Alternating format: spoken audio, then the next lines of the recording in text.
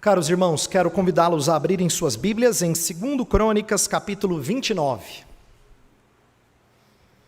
Pastor, o senhor não leu esse texto da outra vez? Sim, eu li a primeira metade. Agora vai ser a segunda metade.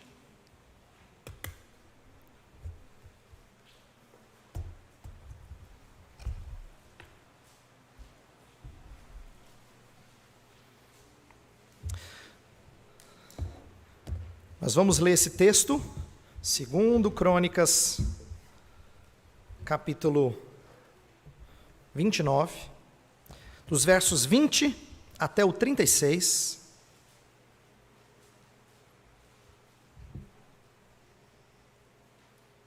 Eu intitulei essa mensagem, Por que adoramos como o fazemos? Isto é, por que a gente faz do jeito que a gente faz? Por que adoramos como o fazemos? Ouça a leitura da palavra de Deus, preciosa e enriquecedora para as nossas vidas, fonte da nossa instrução. Então o rei Ezequias se levantou de madrugada, reuniu os príncipes da cidade, subiu à casa do Senhor, mandou trazer 7 novilhos, 7 carneiros, 7 cordeiros e 7 bodes, como oferta pelo pecado a favor do reino do santuário de Judá. E ordenou aos filhos de Arão, os sacerdotes, que os oferecessem sobre o altar do Senhor.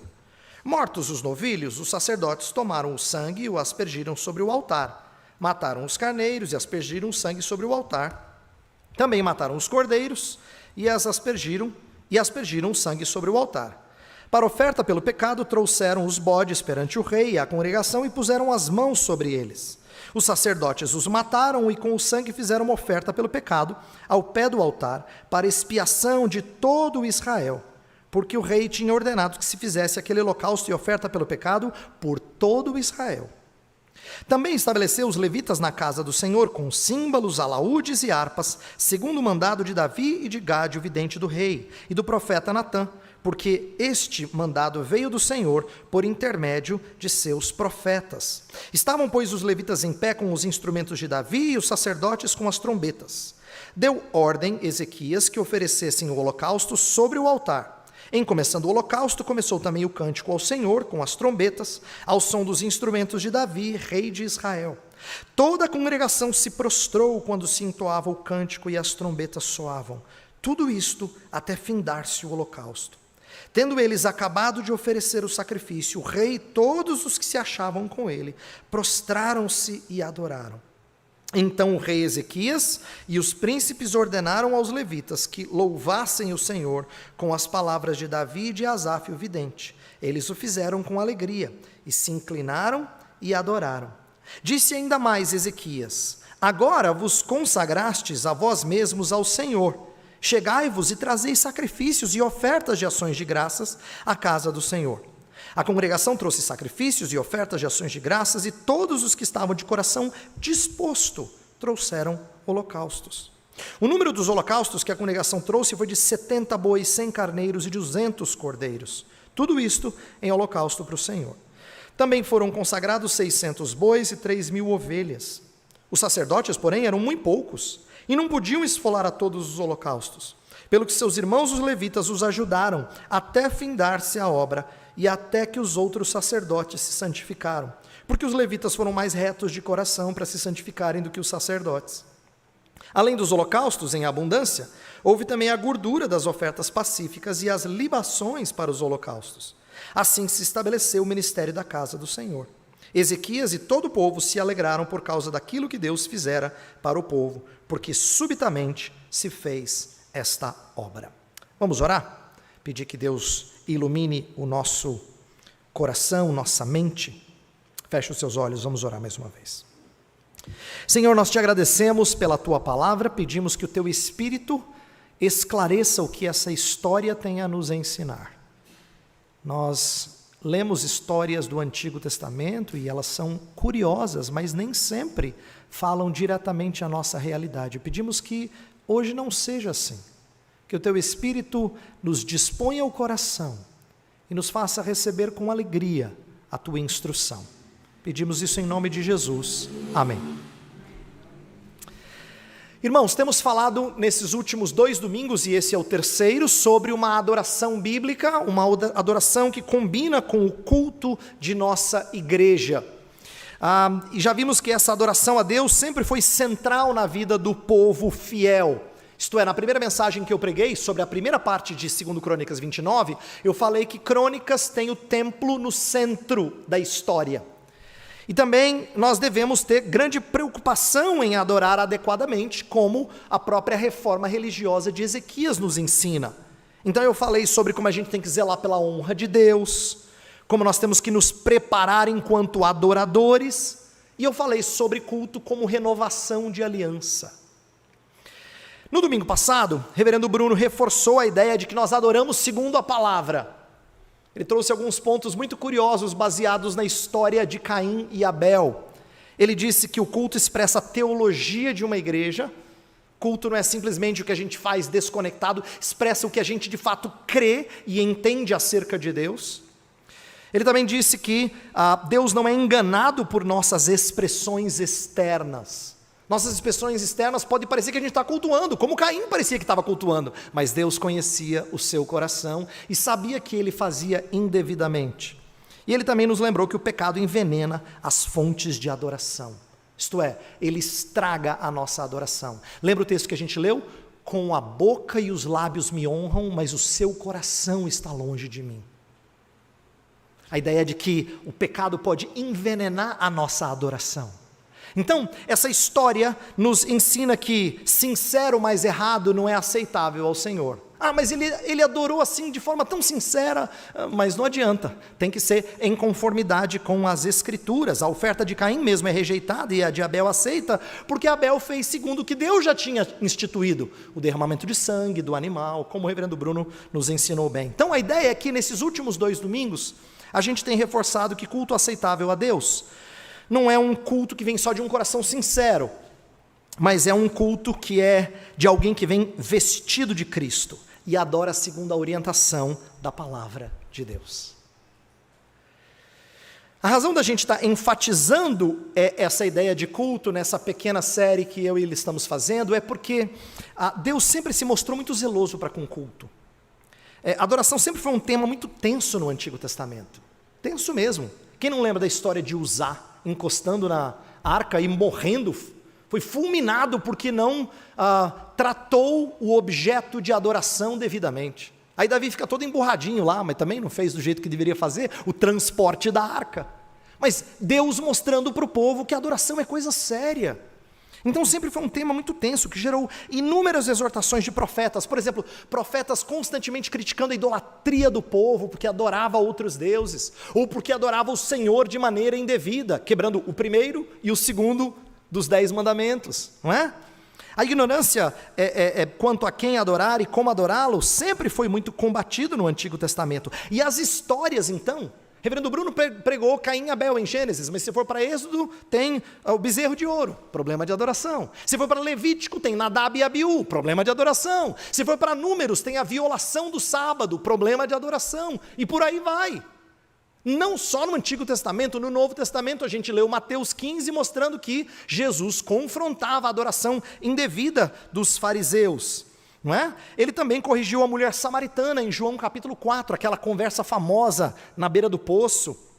E ele orientou tanto a igreja de Colossos quanto a igreja de Corinto em questões de culto. O que eu estou mostrando é que em toda a Bíblia, Deus leva muito a sério essa ideia de adorar adequadamente. Então, os autores bíblicos, eles batem de frente com a adoração falsa. E nós temos que ter esse zelo, esse cuidado, de vez por outra, ver como nós estamos adorando e ver se isso se alinha com aquilo que a Escritura nos ensina.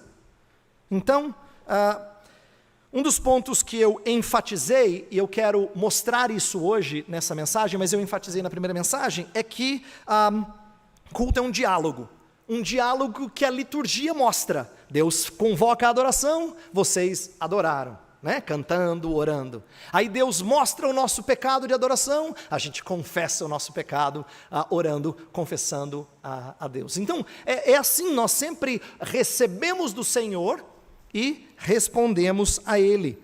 E eu quero que a gente entenda que quando a gente faz as coisas que a gente faz na liturgia, não seja por mero esforço mecânico, simplesmente porque a gente sempre fez assim. Que a gente compreenda como é que funciona o diálogo.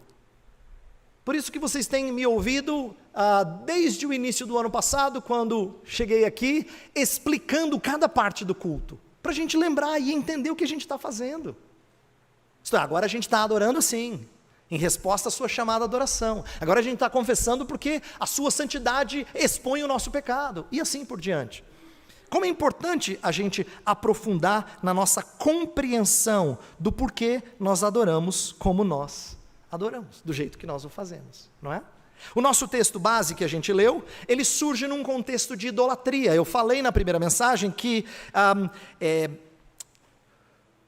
Acaz, o pai de Ezequias, havia contaminado muita coisa da adoração, e Ezequias então vai promover uma reforma religiosa. O capítulo 28 de 2 Crônicas tem vários exemplos de como Judá havia contaminado a sua adoração debaixo do reinado de Acaz. O reino do norte, o reino de Israel, já tinha ido para a história, já tinha sido conquistado pela Síria, quer dizer, já tinha abandonado o Senhor mais de 200 anos antes, e tinha chegado num ponto em que Deus trouxe cativeiro para os de Israel. Então assim, o reino de Israel já estava perdido fazia tempo, e o de Judá estava se perdendo feio. Acaz faz coisas horrendas para ser o rei do povo de Deus. Por exemplo, ele fez ídolos a Baal, ele praticou sacrifícios idólatras, fechou a porta do templo. Quando Ezequias reabre o templo, é porque literalmente o santo lugar e o santo dos santos estava fechado. O templo era usado só na corte, vamos dizer, a parte de fora. Você imagina a que ponto o rei chegou de fechar o lugar da presença do Senhor Deus. Dá uma olhada no versículo 25 do capítulo 28. Verso 25 do capítulo 28, olha o que diz. Diz assim: também em cada cidade de Judá fez altos para queimar incenso a outros deuses. Assim provocou a ira o Senhor, Deus de seus pais. Isso aqui é Acaz, o pai de Ezequias. Então, você entende por que era urgente Ezequias começar o seu reinado fazendo uma limpeza no culto? A coisa havia chegado a um ponto em que era necessário fazer isso. E ele faz, e foi isso que a gente viu na primeira metade de 2 Crônicas 29. Ele fez os preparativos para o culto em Judá, purificando os ministros, purificou o templo, não é?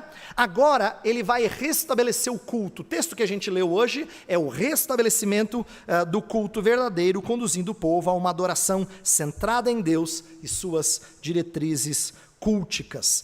Então o que eu quero fazer é pegar esse culto de Ezequias junto com o povo nos seus dias e extrair alguns princípios para adoração. É claro que a gente não repete o modelo da adoração do Antigo Testamento, afinal de contas, muito da adoração do Antigo Testamento foi cumprida em Cristo. A gente não oferece mais animais em sacrifício, a gente não tem mais sacerdote entrando no santo lugar e a gente não pode entrar. Pelo contrário, todos nós somos convocados a, com ousadia, entrar no santo lugar. Não é? Então, algumas questões, a estrutura formal da adoração do Antigo Testamento, ela foi encerrada em Cristo, cumprida em Cristo. Nós adoramos agora sem algumas das barreiras e alguns dos símbolos colocados, mas o estilo de adoração ou os princípios de como adorar esse Deus continuam presentes. A adoração não é a outro Deus, não é a outras características. Por isso que eu creio que esse texto pode nos ajudar trazendo princípios. Além disso, tem uma dica no texto que mostra que esse é um bom texto para a gente aprender sobre adoração. No verso 35, diz assim: além dos holocaustos em abundância, houve também a gordura das ofertas pacíficas e as libações para os holocaustos. Assim se estabeleceu o ministério da casa do Senhor. A palavra hebraica para estabeleceu significa colocar no eixo. Assim se restabeleceu no sentido de que agora se endireitou. Agora Ezequias botou no eixo, fez a maneira correta. Então, o que o narrador está dizendo é que quando Ezequias adorou desse jeito, Deus aprovou.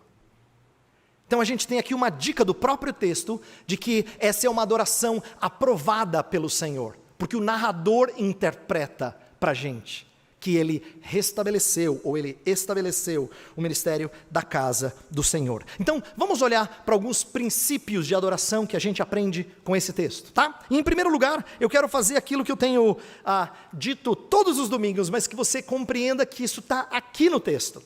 Todos os domingos eu tenho repetido isso, talvez seja uma das coisas que vocês mais ouviram o pastor Heber falar no último ano aqui. Pastor, de novo, lá o pastor falou de novo. Ele já falou, mas ele falou de novo, né? Mas eu quero que você veja que isso aqui está presente no texto. Que é assim, por que a gente vem adorar? Por que nós viemos adorar a Deus?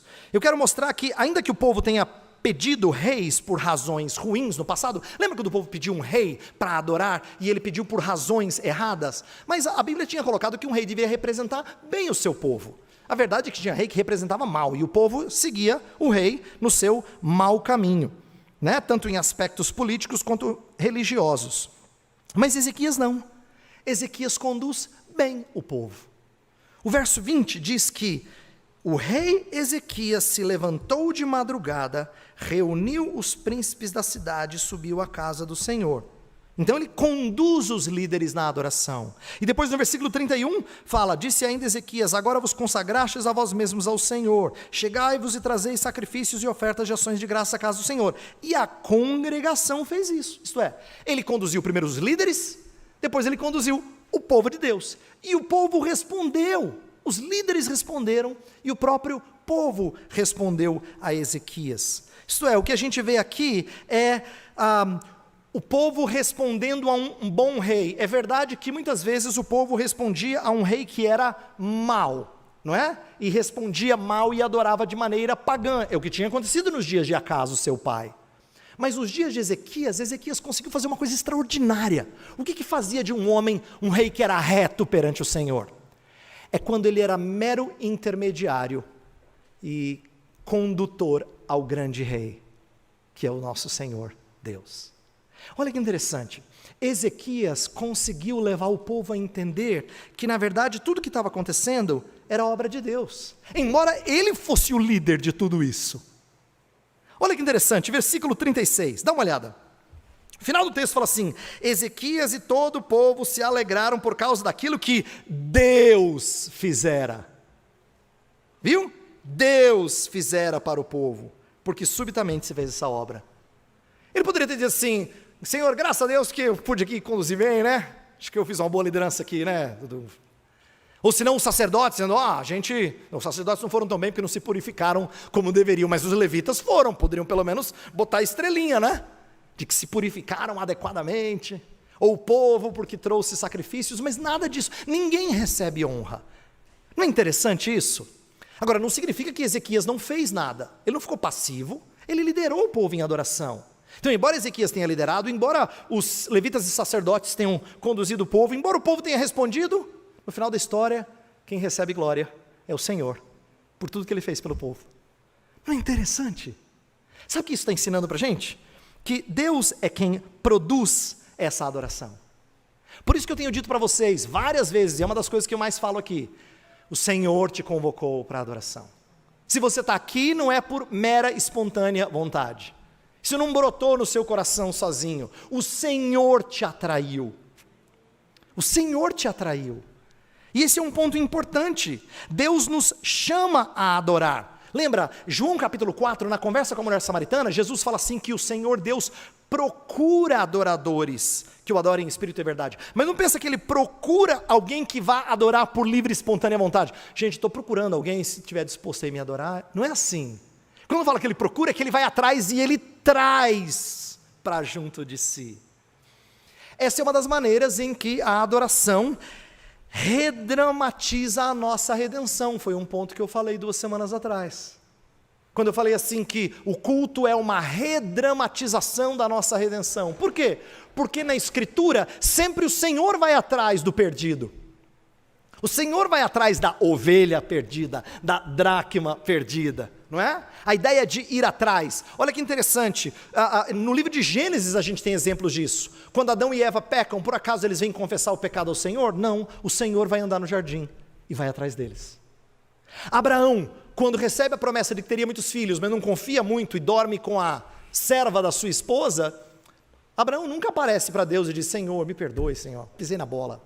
Não, o Senhor é que aparece a ele e diz: Abraão, vou renovar minhas promessas contigo. Você percebe? Quando você olha para a Escritura, Deus sempre toma a iniciativa e atrai para si os adoradores.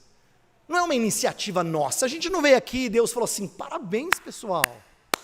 Gostei de ver, Daniela. Muito bom ali, na frente, joia. Não é, não. Deus não fica lá em cima assistindo, aplaudindo vocês cantando bem. Na verdade, nós estamos só respondendo à iniciativa dele. Não é nem nós que o chamamos para estar aqui, é ele que nos chamou para a sua casa. Então, a ideia de Ezequias conduzir o povo, mas no final agradecer, porque Deus fizera tudo isso, ensina para a gente que nós somos adoradores porque ele nos atraiu para cá. Como bem disse o profeta Jeremias: com amor eterno eu te amei e com benignidade te atraí. Lindo esse texto. É assim que Deus faz conosco. Ele nos atrai. Então, a adoração é uma resposta a um Deus que nos redimiu. Por que a gente vem para cá? Porque Deus nos traz para cá.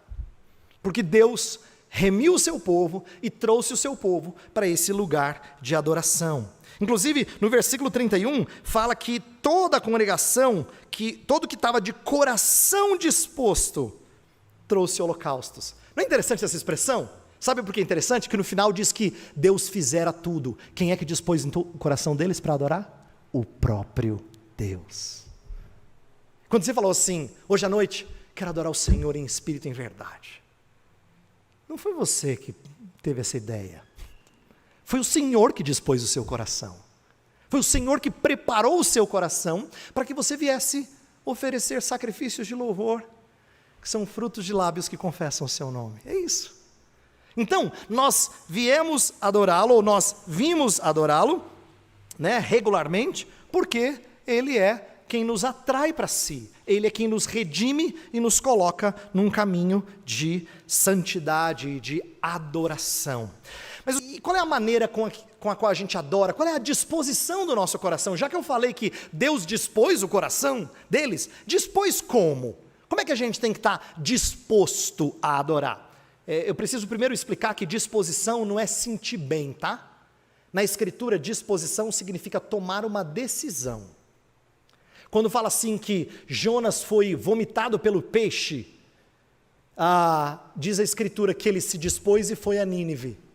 Mais tarde na história a gente sabe que o coração dele não estava muito naquela missão, mas ele dispôs e foi. Dispôs significa, tomei uma decisão de fazê-lo. Não é assim: eu não estou disposto hoje não, acho que eu não vou na igreja. Tem nada a ver com isso. Quando você fala assim de disposição, como sentir bem, levantei com o pé esquerdo, direito, tem nada a ver com isso. Nada. Tem a ver com tomar uma decisão, é uma resolução. Eu me dispus a oferecer sacrifícios ao Senhor. Eu me dispus a adorá-lo. Eu me dispus a oferecer aquilo que eu tenho para Ele. E aqui a gente aprende várias coisas bonitas sobre a disposição do adorador desse texto. Veja só, vamos destacar algumas coisas que o texto nos ensina. Primeira coisa que eu destaco da disposição do adorador é que ele tem aspiração pelo Senhor. Ele aspira, ele anela pelo Senhor. Santa aspiração. Veja por quê, versículo 20, começa o nosso texto dizendo que o rei Ezequias se levantou de madrugada, não podia esperar o sol assim brilhar bem. Não é curioso isso? O texto que a gente refletiu 2 semanas atrás, diz que os levitas no final do texto chegaram e disseram: está pronto, viu, rei? No outro dia de madrugada, mas não esperou assim o sol raiar direito. Ele já tinha que estar lá. Sabe o que isso me lembra? Os textos de Salmos que falam assim: Senhor, como a corça suspira pelas águas, assim a minha alma tem sede de Ti. Salmo 42. Salmo 63 fala: como numa terra árida, a minha alma precisa de Ti. Tem vários salmos em que mostram o salmista anelando por Deus, aspirando por Deus, ansiando por estar na sua casa, adorando a Ele, tendo mais e mais das suas dádivas. A gente deveria ter urgência em restaurar nossa paz com Deus. Todas as vezes que a gente tropeça, nós jamais deveríamos retardar nossa confissão. Sabe quando você sabe que fez bobagem?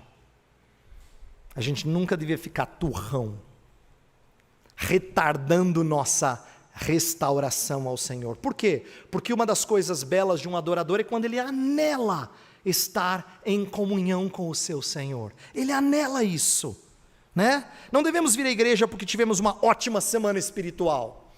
A gente vem à igreja porque a gente teve uma semana espiritual abaixo do nível. É por isso que a gente precisa vir para cá. Senhor, preciso de Ti, de novo, da Tua misericórdia, da Tua graça, da Tua renovação. Essa é a aspiração de um santo que ainda peca, ainda tropeça. Nós carecemos desesperadamente do Senhor para continuar nossa caminhada. E o Senhor não rejeita um coração contrito e arrependido, diz o Salmo 51. Ele não rejeita. Então, aqui, primeira coisa é, Ezequias tinha conduzido o povo em arrependimento, eles fizeram toda a preparação para o culto. No outro dia, nem esperou o sol raiar, vamos logo. Olha só a sua santa aspiração por reatar e renovar a sua aliança com o Senhor. Segunda coisa bonita da disposição do adorador, primeira são as santas aspirações. Segunda coisa bonita é a unidade com a qual Ezequias conduz o povo a adorar. Tem um detalhe aqui que pode ter passado batido, mas é muito significativo, e eu quero explicar essa história brevemente para você. Verso 24 fala assim: os sacerdotes os mataram e com o sangue fizeram uma oferta pelo pecado, ao pé do altar, para expiação de todo Israel, porque o rei tinha ordenado que se fizesse aquele holocausto e oferta pelo pecado por todo o Israel. Duas vezes essa expressão. O que está acontecendo aqui? Ezequias foi o rei que testemunhou a destruição do reino do norte. Foi durante os seus dias, o início do seu reinado mais ou menos, não é? Por volta daquele tempo ali, do início do seu reinado, é que Samaria foi conquistada pela Síria e o reino do norte foi tomado cativo. Então o reino do norte estava estragado, esfacelado, tinha tomado tinha recebido a sua vergonha. E aí, ao invés do rei do sul dizer, bem feito, ele oferece sacrifício tanto por Judá, quanto pelas tribos do norte. E como é que eu sei disso? Pastor, de onde o senhor tirou isso? No capítulo 30, ele convida as tribos do norte para celebrar a Páscoa. As tribos do norte, então, alguns vêm em imigração para o sul para celebrar a Páscoa lá em Jerusalém. Você percebe que ele está promovendo uma unidade? Agora, só para você entender que coisa extraordinária, eles estavam separados há mais de 200 anos. Vocês que são crentes há bastante tempo sabem como é difícil você juntar igrejas. Imagina juntar nações. Já pensou? No nível de desafio que é juntar nações. Ezequias não consegue fazer grandes coisas, mas ele tem aspirações que combinam com o que Deus prometeu, através do profeta Ezequiel que faria, que ele reuniria as nações debaixo de um mesmo povo. Então, o que eu quero explicar a vocês é que a atitude de Ezequias de dizer, ofereça sacrifício por todo Israel, expressa o que a gente devia fazer no culto. Nós temos que nos esforçar em prol da unidade. É uma pena que culto tem sido, ao longo das últimas décadas em especial, eu não tenho informação que foi assim no passado muitas vezes, ocasionalmente, mas pouco, mas nas últimas décadas parece que culto é motivo de divisão entre as pessoas. Em várias denominações, não importa o que, é motivo de discórdia. E é uma pena isso, porque deveria ser um lugar que melhor expressa a nossa unidade. Quer ver um texto interessante? Mateus capítulo 5 fala assim, se o teu irmão tem alguma coisa contra ti, na hora de você oferecer o sacrifício, vai acertar-se com ele e depois vem adorar. Por quê? Porque Deus sempre quis que o culto fosse a expressão mais visível e bela da nossa comunhão. Daqui a pouco a gente vai participar da mesa da comunhão, que expressa a nossa unidade. Então, olha que belo, o rei Ezequias está nos ensinando a importância da gente nutrir unidade na hora da adoração. Inclusive o apóstolo Paulo abordou essa questão da unidade repetidas vezes na epístola aos Coríntios, Filipenses, porque ele quer que a adoração expresse unidade. Então eu falei de santas aspirações, desejo de aproximar-se do Senhor, falei de unidade. Alegria é uma coisa que está no texto, mas eu vou deixar para falar daqui a pouco, porque está conectado com outro ponto. E a última é liberalidade nas ofertas. Olha que interessante a disposição desses adoradores. Nos versos 32 a 35, começa a dizer que o povo veio oferecendo sacrifício. Ofereceu 70 bois, 100 carneiros, 200 cordeiros, depois foram consagrados 600 bois, 3.000 ovelhas, e os sacerdotes fizeram isso. O sacerdote não estava muito bem preparado, mas os levitas ajudaram, e a ideia é que o povo respondeu com liberalidade. Essa é uma expressão bonita que aparece em alguns momentos de renovação espiritual na vida do povo. Por exemplo, lá em Êxodo, quando o tabernáculo vai ser construído, tem um determinado momento que Moisés fala assim: pessoal, momento de ofertas para o tabernáculo. Ele tem que pedir para parar, de tanto que vem. Ele tem que pedir para parar, literalmente, dizer: pessoal, suficiente, um montante aqui de ofertas é suficiente. Porque o povo se mostrou liberal. No Novo Testamento, Paulo fala assim, que os macedônios deram além das suas posses. Olha como culto envolve também liberalidade no que nós doamos. Essa é uma área que a gente trabalha pouco, mas a gente não deveria trabalhar pouco. Nós cultuamos também com nossas ofertas, nossos dízimos e ofertas. E quando a gente deixa de demonstrar liberalidade no que a gente oferta, a nossa boca e o nosso bolso entram em contradição. Não é? Senhor, eu devo tudo a ti, você fala. Mas tem coisas que não respondem adequadamente. Adoração, na história do povo evangélico, protestante e reformado, no caso de nossa igreja, sempre foi de envolver entrega de dízimos e ofertas como parte do nosso culto. E eu estou aproveitando que o texto está dizendo que o povo respondeu em dádivas, para dizer assim: nós temos que lembrar que a gente adora o Senhor assim também. Uma das maneiras de mostrar disposição do nosso coração é que nós mostramos liberalidade na hora de doarmos ao Senhor, na hora de trazermos dízimos e ofertas à sua casa.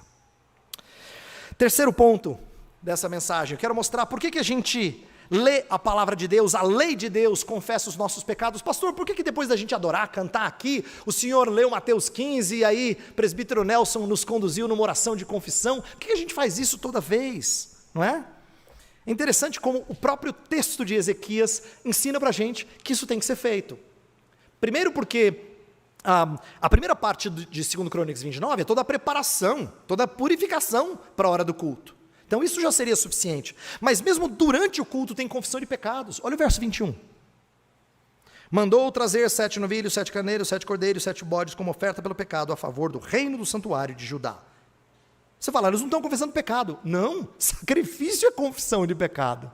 Está aqui, Senhor, nós somos pecadores. Sem derramamento de sangue não há remissão de pecados. Está aqui, ó. Estão confessando o seu pecado. E todos estão confessando. Não é bonito? Fala assim, pelo reino, pelo santuário e por Judá. Ele está falando das categorias de pessoas. Família real, sacerdotes e levitas e o resto do povo.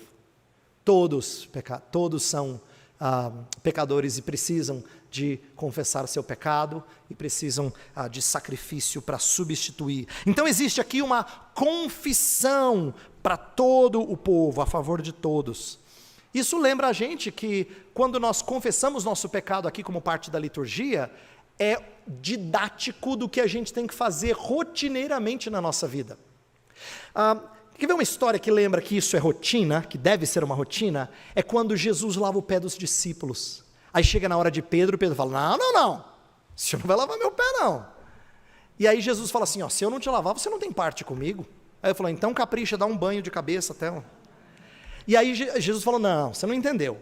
Quem já tomou banho, isto é, quem já se lavou, não precisa lavar de novo, senão os pés. Jesus está dando uma ilustração muito bonita aqui. Nós fomos purificados de uma vez, mas não significa que a gente ainda não suje os pés no caminhar nesse mundo. Ele toma uma prática comum, que era você entrar na casa de alguém e ter que lavar os pés, porque estava com as sandálias empoeiradas, o pé sujo. Ele toma isso como exemplo para dizer, mesmo aquele que já foi lavado, precisa se purificar regularmente. Lavar os pés constantemente. Jesus está ensinando a importância da gente confessar os nossos pecados regularmente. Escancarar o nosso coração e admitir até as coisas que a gente não gosta de admitir ao Senhor, que nós praticamos ou sentimos. Então, para isso, a gente usa sempre no culto, e eu tenho procurado fazer isso, o que a gente chama de leitura da lei. Os reformados têm isso na sua história. É sempre um momento do culto em que a lei é lida. Quando eu falo lei, não pense só 10 mandamentos ou o que Moisés escreveu. A leitura da lei significa toda a porção da escritura que torna o meu pecado evidente. E eu escolhi Mateus 15, foi inclusive uma porção dos evangelhos. Mas eu estou chamando de lei porque Jesus confronta os nossos pecados de adoração. Então todas as vezes que a gente lê um texto que fala de pecado e torna o nosso pecado evidente, a lei de Deus está expondo isso para que a gente então receba o perdão do Senhor. É igual aconteceu com Isaías quando entrou no templo e viu o Senhor glorioso lá, sentado no trono, né? Isso foi uma visão tão estupenda que Isaías só tem um jeito de responder. Ele falou, meu Deus, vou ser consumido aqui. Ai de mim. Ai de mim é uma palavra forte, a ideia, eu sou maldito, porque eu sou um homem impuro. E nós estamos falando de Isaías, tá? Não era um andarilho por aí, um homem sem rumo. Falando de um homem fiel ao Senhor que diz, ai de mim, porque sou um homem impuro. E aí, o que acontece é uma purificação dos seus lábios. Isso é emblemático do que tem que acontecer no culto. É por isso que todas as vezes que a gente confessa os nossos pecados, nós temos que ser certificados de que fomos perdoados por Ele. Vez por outra, o pastor coloca na liturgia um texto após a confissão dos pecados, para você lembrar que você foi perdoado. É a declaração de perdão, porque a lei leva a gente a confessar e a crer que nós fomos agraciados com isso. Inclusive tem um texto muito bonito, quando o povo volta do cativeiro, está no livro de Neemias, capítulo 8, depois você pode ler, em que a lei do Senhor é lida. Né? Neemias é o governador e Esdras, fala que Esdras é o sacerdote, e ele lê o texto da lei, e quando ele lê o texto da lei, o povo chora. Como assim chora? Por que ele chora? Porque os pecados deles estão sendo evidenciados. Eles acabaram de voltar do cativeiro, eles lembram por que eles foram para lá. Ficou muito nítido, só que eles tinham voltado do cativeiro. Então, todos os governantes dizem para eles assim, pode parar de chorar, hoje é dia de festa, porque o Senhor ouviu a nossa prece. Olha que bonito. Hoje é dia de celebração, inclusive fala assim, comam carnes gordas, churrasco, entendeu? A ideia é assim, hoje é dia de festejar, porque o Senhor ouviu a nossa prece. A ideia não é um dia de a gente ficar lamentando. Olha que bonito, o Senhor Deus preza o coração contrito e abatido, mas não é para a gente ficar na deprê, delongadamente, entende? É por isso que depois de a gente confessar o nosso pecado, a gente tem que dizer assim, Senhor, eu te louvo, porque a despeito de ter ofendido o Senhor tira o peso da culpa, tira o peso da culpa, e a minha alegria está em ser perdoado por ti, não é? E é isso que acontece aqui, eles oferecem sacrifícios, o Senhor se agrada, está havendo leitura da lei, confissão de pecados, sacrifícios, não é? E perdão. Outra coisa importante do texto, que é outro ponto que eu quero enfatizar aqui, por que a gente canta? Música faz parte da adoração do povo de Deus, de maneira mais intensa, desde o começo, mas de maneira mais intensa desde Davi. Davi foi o grande músico que revolucionou essa parte da adoração. Foi quem introduziu músicos, músicas, instrumentos, toda uma estrutura musical na adoração do povo. Só que o povo tinha desvirtuado isso também. Então aqui, olha que interessante, o canto faz parte da resposta de quem confessou o pecado e foi perdoado. Não é verdade que sempre que a gente confessa o nosso pecado e experimenta o perdão divino, dá vontade de cantar? Se você já teve momentos assim, preciosos com Deus, em que você rasgou o seu coração diante do Senhor, confessou os seus pecados diante do Senhor e sentiu-se perdoado por Ele. A vontade que tem é de você sair cantando, parece um anjinho assim, andando por tudo quanto é canto. Porque essa é a resposta de alegria de quem foi renovado pelo Senhor, não é? Esse é o desejo. Nós precisamos entender que esse louvor em resposta ao perdão faz parte. Daqui a pouco a gente vai cantar em resposta a essa mensagem. E tem que ser assim. Porque a nossa resposta em canto é uma resposta de quem está feliz, de quem está cheio da palavra de Deus. Inclusive, uma das coisas que Ezequias faz, que é interessante, é que ele resgata a música, mas não qualquer música, ele resgata boa música. Veja por quê. Primeiro, verso 25. Fala que ele estabeleceu os levitas na casa do Senhor com símbolos, alaúdes e harpas, segundo o mandado de Davi e de Gade e do profeta Natã, porque este mandado veio do Senhor. Em outras palavras, vamos resgatar um canto que seja bíblico. Percebe?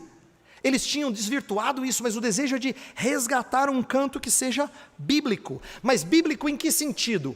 Tanto nos instrumentos, verso 26 vai mostrar. Estavam, pois, os levitas em pé com os instrumentos de Davi, e os sacerdotes com as trombetas, estão tanto nos instrumentos, quanto com as próprias músicas, verso 30. Então o rei Ezequias e os príncipes ordenaram aos levitas que louvassem o Senhor com as palavras de Davi e de Asaf. Está vendo? Ele está resgatando o canto de Salmos. Davi e Asaf. Está resgatando o canto dos Salmos, que era o inário, vamos dizer assim, do povo de Israel. Então, olha que coisa bonita aqui, um resgate de música que seja bíblica, que envolva a adoração doxológica dos Salmos. Os salmos são belos porque eles colocam nossa adoração em poesia. Por isso que é gostoso nós resgatarmos o canto dos salmos, porque é poesia, não é? E toda a escritura ser expressão disso. Entenda que, quando eu falo de resgatar boa música, eu quero que a gente entenda que boa música não é necessariamente música antiga nem música nova. Boa música é música bíblica, é música que nos conduza adequadamente à adoração do Senhor. Esse é o fator decisivo para a gente cantar certas músicas. É quando elas combinam com a mensagem da palavra, não é? Então, eu quero que você compreenda que, talvez você já tenha ouvido, presta atenção, que, pastor, eu aprendi que a mensagem é o principal do culto. Só que dá a impressão de que o resto do culto é só encheção de linguiça para chegar a hora da mensagem. Na verdade, o culto todo tem que ser permeado pela palavra. Sabe por quê? Não é só quando eu prego que a palavra tem que estar evidente. A gente lê a palavra, a gente ora a palavra, a gente canta a palavra. E daqui a pouco a gente vai ver a palavra e experimentar a palavra. Entendeu? A palavra norteia toda a nossa adoração, não é só a hora que eu prego. Então, a palavra tem que permear todo o culto. E aqui tinha permeado a adoração de Ezequias. Música tem um poder muito grande, e é por isso que eu quero que você compreenda a importância da gente resgatar música boa. Eu vejo no texto de Ezequias pelo menos dois usos da música que nem sempre a gente atenta para elas. Música é veículo de expressão, mas música também causa impressão. Presta atenção nisso. Em especial você que gosta de música, presta atenção. Isso aqui é importante. Música vale para a gente expressar coisas que o Senhor disse, ou nossa devoção ao Senhor, mas também ele produz uma impressão. Quando eu falo de expressão e impressão, não significa que sempre é bom, às vezes pode expressar mal, ou expressar bem, pode impressionar mal, ou impressionar bem. Então a gente tem que entender que tipo de expressão e impressão que música tem que causar. Olha que curioso, aqui, música é veículo de ensino, a ideia de resgatar as palavras de Davi, é para ensinar o povo, conhecer a sua inódia, vamos dizer assim, né? Ele queria ensinar o povo, e música é veículo de ensino, sabe por quê? Porque a gente guarda a música, que o pastor Heber prega aqui, às vezes você não lembra, Mas o cântico, você lembra? Você fica... Não é? Música tem esse poder, não tem? E quando tem esse poder, às vezes é pro mal, porque quando você ouve música ruim no rádio, e ela não sai da sua cabeça, você fala, ô desgraça, vontade de arrancar fora, né? Porque ela gruda, ela tem esse poder. Ela tem esse poder. E quando ela não é bem utilizada, ela gruda e causa estrago. Quando ela é bem utilizada, ela gruda e enche o nosso coração de devoção adequada. Por isso que a gente tem que zelar por música que ensine bem. Além disso, tem uma coisa curiosa aqui no texto. Além de expressar, ser veículo de ensino, então ela expressa a verdade de Deus, ela impressiona, não é? Eu falei que ela causa impressão. Aqui no texto a gente tem uma impressão muito curiosa, versículo 28. Olha só, isso aqui é impressionante. Toda a congregação se prostrou quando se entoava o cântico e as trombetas soavam. Tudo isto até findar-se o holocausto. Tendo eles acabado de oferecer o sacrifício, o rei e todos que se achavam com ele prostraram-se e adoraram.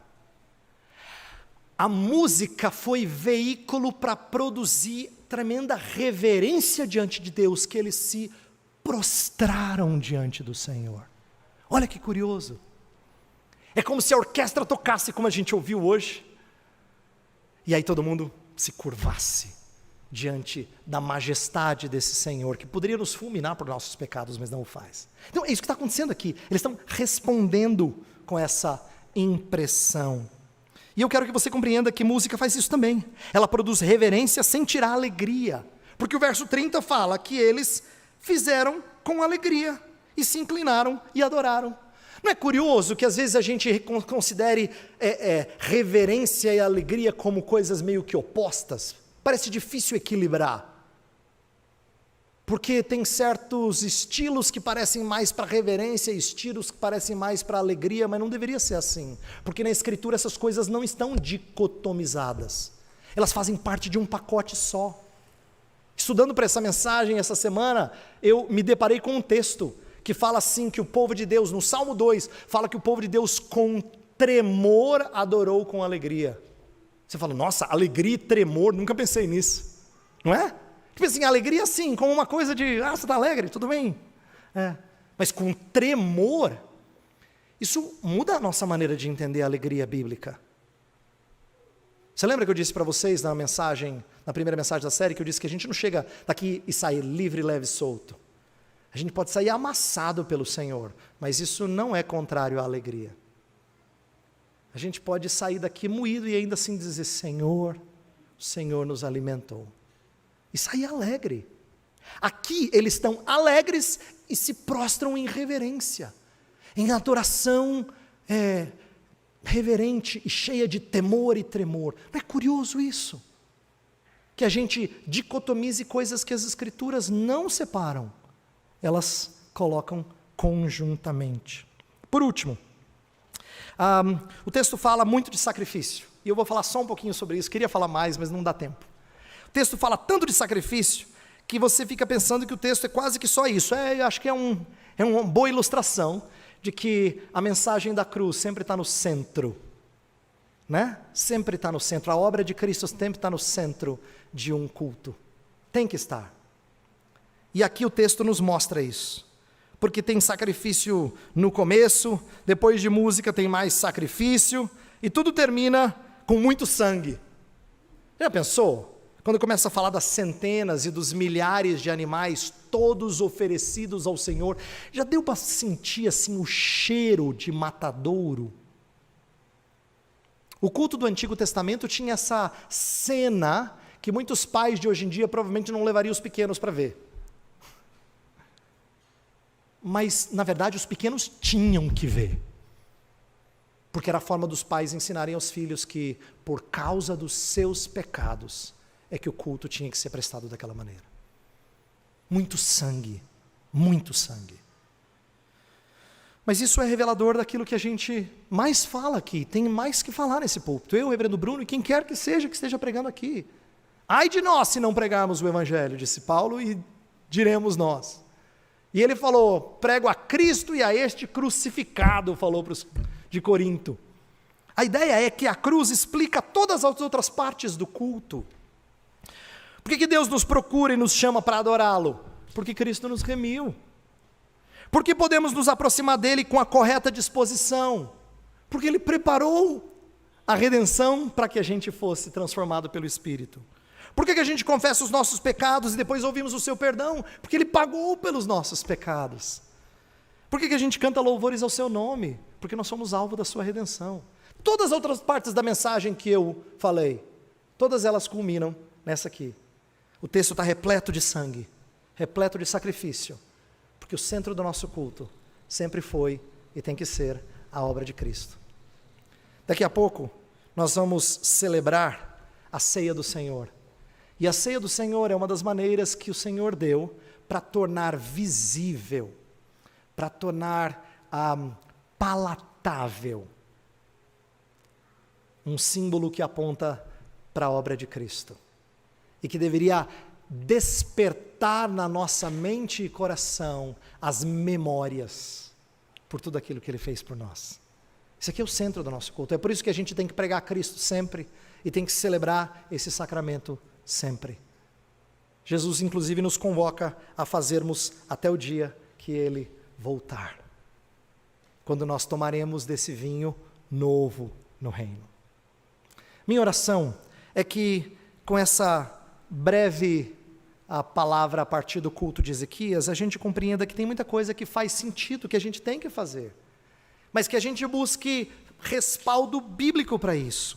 Eu levantei apenas alguns elementos de culto, né? Falei do porquê que a gente vem, falei de qual a disposição do adorador, falei do porquê que a gente lê a lei, depois confessa o nosso pecado e é perdoado, falei de por que nós cantamos, e por que a cruz está no centro do culto. Todos esses pontos, eles são apenas alguns elementos. Eu não falei como é que o culto tem que ser, detalhes. Eu só tentei mostrar que a gente vê princípios aqui no culto entoado e dirigido por Ezequias. Então, o encanto do culto, e eu termino com essas palavras, não está em a gente mudar e inovar e inventar. O encanto do culto está em entender cada vez mais profundamente o porquê que a gente cultua do jeito que a gente faz. Minha oração é que você cresça a cada domingo no entendimento e no deleite do porquê você adora do jeito que você adora. Vamos orar.